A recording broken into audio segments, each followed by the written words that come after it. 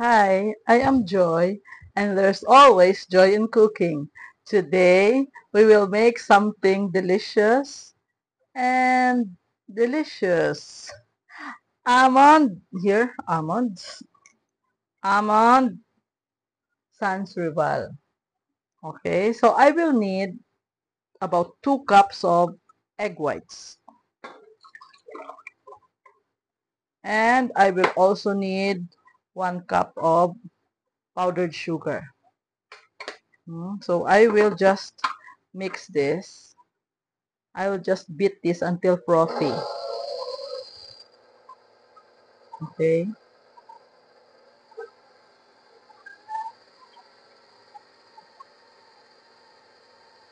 Ayan na siya.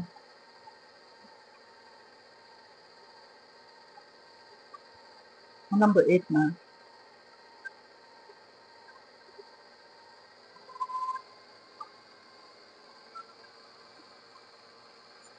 Number 8 na.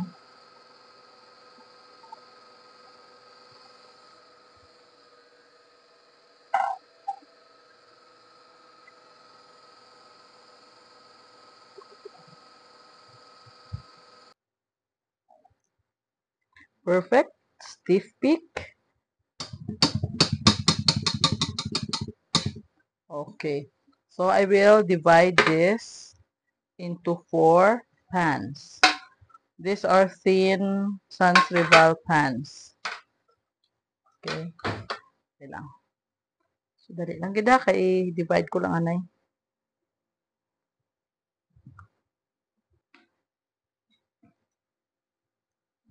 Okay, I'm just adding the almonds on top.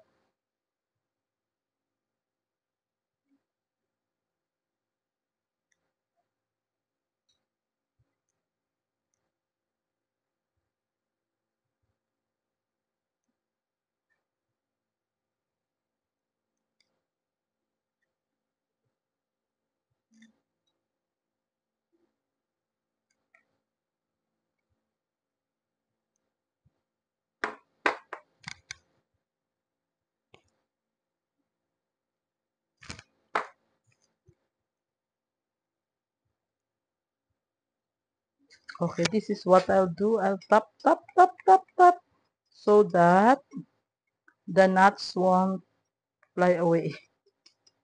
Okay. Nuts, nuts, nuts, nuts, nuts.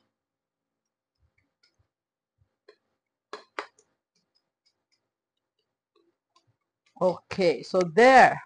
This goes to the oven for maybe 3 hours. No, very low flame and until the wafer becomes dry. Okay, dali lang.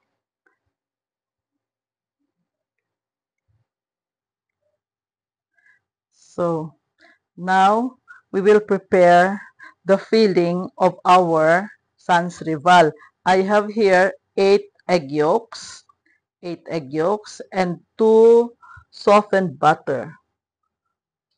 Okay, and then we will make simple syrup by adding 1 cup sugar and 1/2 cold water.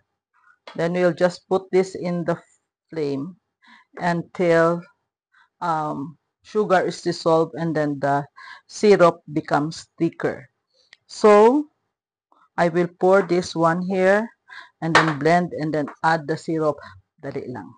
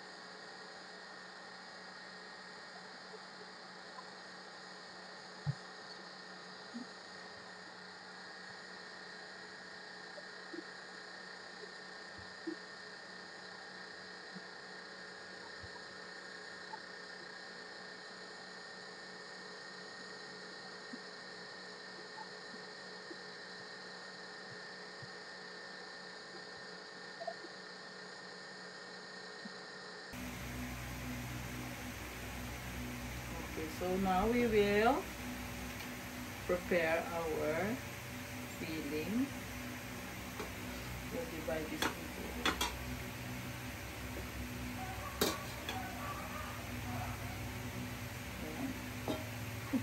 para patlo niya. Okay. We do not have to put nuts in between because we already have nuts in our wafer.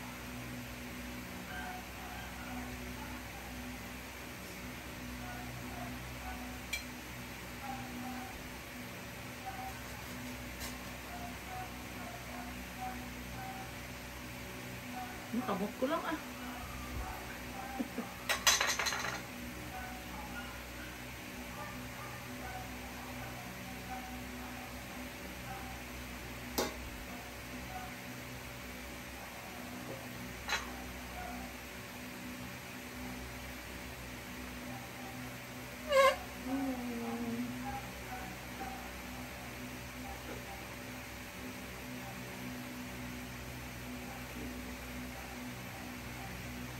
Next is we have this one. Ay, nalipad.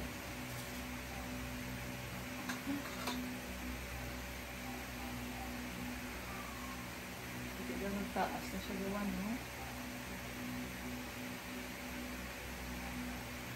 Oh God, and this is very rich in calories and cholesterol, CC. Magtsakura, imagine 2 bars of butter, 8 eggs, and sugar. Ay, this is deadly. Pinaknamit man. They're only thin layers, and then okay. Dahil lang. I will garnish this na. Dahil lang. So here is our almond sans rival. Namit! Kaunta everyone. Thanks for watching.